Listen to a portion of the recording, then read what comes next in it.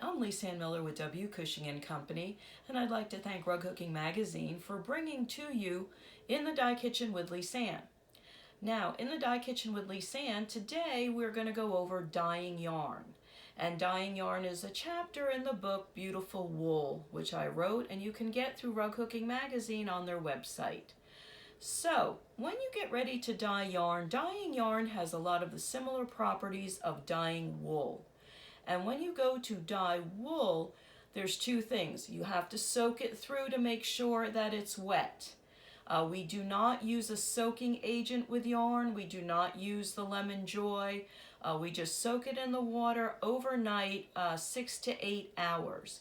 The yarn that I like to use is an Aran weight, and this is an Aran weight skein. This is a skein. It is what we would call a DK, a double knit weight. I like it, and the things to look for when you're dyeing yarn, and the string is very important, do not cut the string, you'll regret it, is that it's not too tight. It is 100% wool. This happens to be 100% Peruvian wool. It is a nice cream color. The skein is about 135 yards. It's not too big, so you won't get any white core. By soaking this 6 to 8 hours, you guarantee that you've opened up where the yarn has been spun and that the dye can go all the way through. So you treat a skein of yarn like a half a yard of wool. So if you want to dye a skein to match something, you use a half a yard of wool as a recipe. So this is the skein. It is Aran weight. It's a cream color. This is what we dye on, and we do have it available. So today's formula, what we're going to use, and it's my favorite formula to dye. It's a tricolor. You can do them solid, you can do anything you would like. But this happens to be my favorite. It is a 1/4 teaspoon of chartreuse, a 1/4 teaspoon of bronze green, and a 1/4 teaspoon of plum in 2 cups boiling water. CBW is short for cups boiling water. So you don't need a lot of water. We're dyeing 1 skein at a time. When you dye yarn, you do not want to crowd the pot. You want the dye to get onto the yarn, and you'll see why in a minute. So this is where we're going to start. I have the dyes laid out right here, and we're going to pour them in. And I've already measured it out, so you don't have to watch me measure it out. This is the chartreuse, this is the bronze green, and this is boiling from my electric tea kettle. I love an electric tea kettle. I highly recommend it because when the electric tea kettle shuts off, it is the exact temperature you need to mix dye. So invest in an electric tea kettle and you'll be good. Your water will always be the right temperature. Make sure that you mix the dyes very well. And now we have our 3 dye formulas. And I did use a 1/4 teaspoon, okay? Used a 1/4 teaspoon of each of the 3 colors into 2 cups of boiling water. And the 2 cups of boiling water are right here. Now I'm going to prep my pan. So I have soaked this overnight. This is all soaked overnight. You can tell. I happen to have 3 skeins in here, but we're only going to dye 1. I like to soak 3 at a time.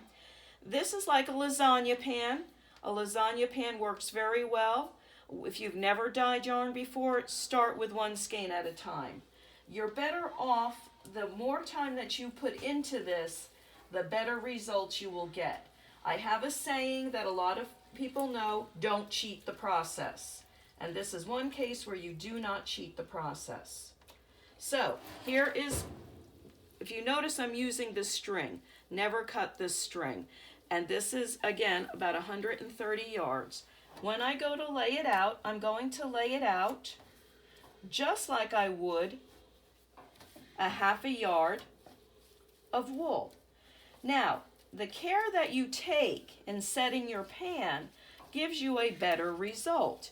You don't want it wadded up like this. The color won't go all the way through. You don't want it too crowded. You don't want white showing. You want to make sure all the things that you would do if you were dyeing wool, you also take the time to do while you're dyeing yarn. And one rogue string, there we go. So here we are, no extra water in the pan because you're going to be adding 6 cups of water, almost 7 cups when you count the vinegar to set. We set the yarn with vinegar. We do not set it with citric. Citric can burn the yarn. So you're better off setting it with white vinegar, simple white vinegar. Now we're going to start with our lightest color, which is chartreuse. And what you're going to do is you're going to make a little square about 1/3 of the way. I'm pouring it evenly. I'm making sure my square is just about full. I'll come back to it. I'm not going to fuss with it. I'm going to go to the next color. This coming down, the color coming down is perfect. That's what you want, and you'll see why with the next color. My next color is bronze green. So here is bronze green. This is my next color. And again, I'm going to go back and forth. I set my parameter. I'm going to go back and forth just like that.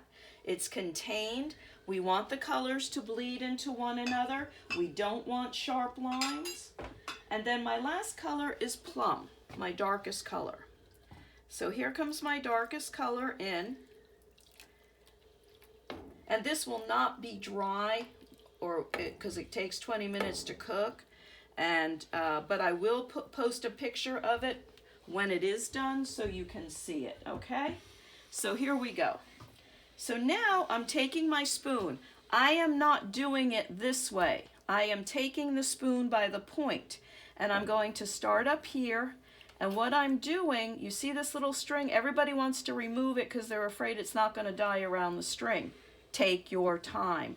Move the dye around so that it can move along the string. There we go. So now if you notice, there's not a lot of white yarn showing.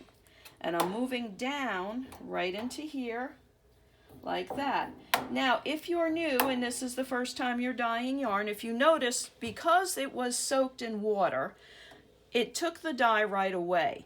That means that it's open, it's full. If you start going into a chunky yarn or something that has a synthetic strand in it, it will not take it right away, okay? Now, do you want to know? Everybody wants to say, well, how would I know about the underside? Well, you take a little peek down here. And it is a tad lighter, but it's soaked in, so you're good. This will give you the draw of your color. You do not have to turn it because we have the dye on top. And now I'm going to concrete the color by using this side, not this side, and I'm going to set it in. And I can see that I'm in my bronze green. I have my bronze green mixed with chartreuse. I have my chartreuse. So I'm all ready to go. This looks really good, like this. Why am I doing it in a flat pan like this? If you look over here into a pan like this, you cannot control the color in the same way. You also then have an issue with where is the string? Is it going to dye over the string? Not really sure. It's all kind of moving around. If you just want a solid color yarn, yes, you can do it this way. But if you want the control and you want to make sure that it's going to look right, the flat lasagna pan works great. It can be enamel, it can be stainless, you know, that's fine. You can even do this in the slow cooker that I recommend in the book. But the slow cooker's a little smaller, so you may have to wrap it around. If you notice, the skein fits the pan perfectly, so we're not crowding it, so it can be absorbed, so everything is good. Now, with the rest that's in here, okay, with the rest that is in here, you have to make sure that it stays with its string. You break the string, it's very hard. So what you do, here's your string, you pull it up once it's wet, and you can see that it is wet, okay? And then you just fold them in here to keep them right and put the string over when you get ready for your next one, like that. And then there's a third one in there. So yes, you can dye it in a pot like this. You do not have the control. You run the risk of getting white where the string is. This is a more controlled way to do it. Now we've got to set the dye. By setting the dye, I'm taking simple white vinegar, just simple white vinegar, a half a cup, and I'm adding a half a cup of water to it, okay?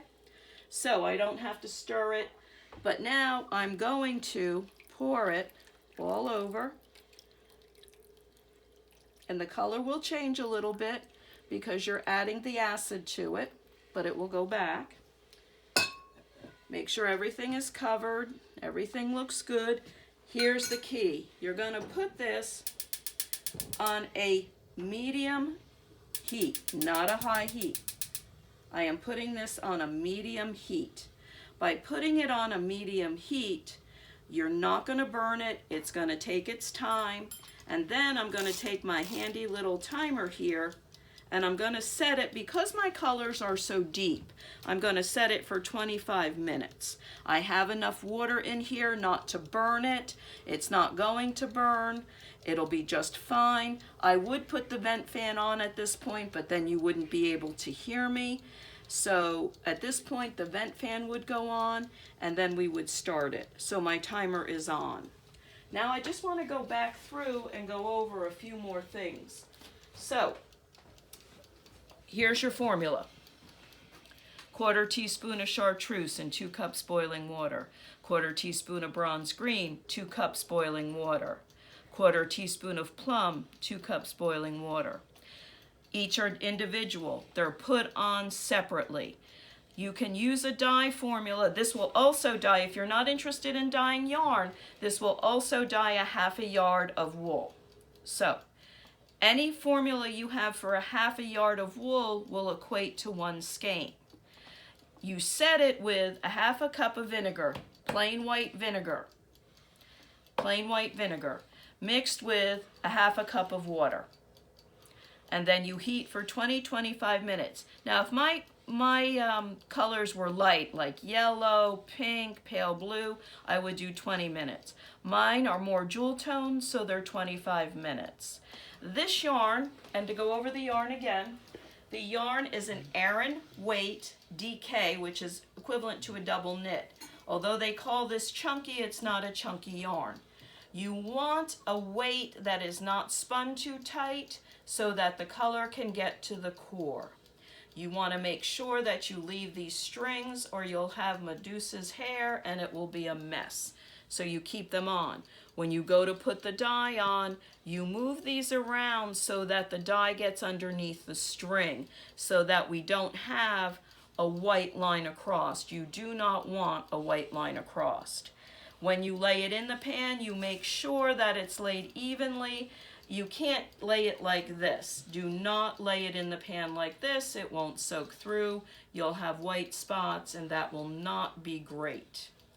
Can you hook with this weight of yarn? Oh yes, you can. You can most definitely hook with it. It hooks beautifully. When we dye our yarns with this, it hooks just like our dyed wools. Now, when it comes out of the pan, what you're going to do is you're going to take it over to your sink and you're going to make sure that you wring it out.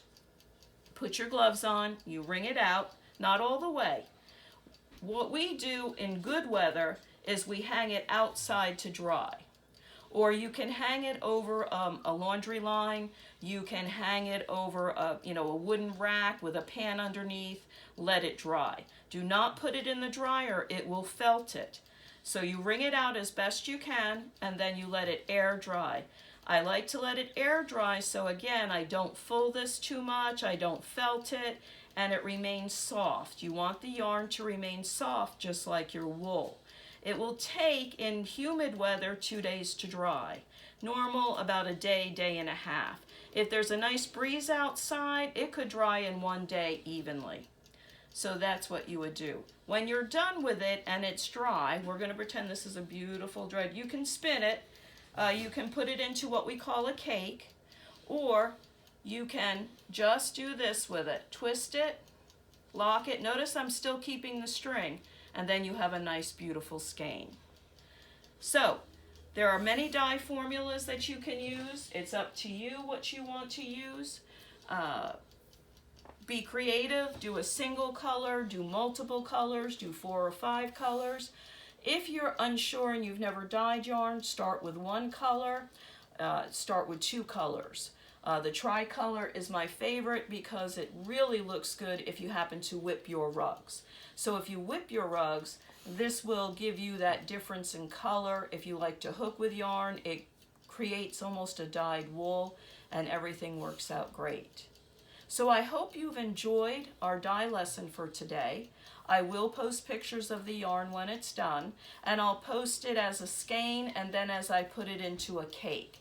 And the cake, when we use a cake, that just means it comes off so you don't have a nest of yarn and matted with knots. And that's how we ship our yarn to you so you can use it easily and quickly. So have fun, enjoy. And I hope you've enjoyed dyeing with yarn for today. We'll see you in June. Bye.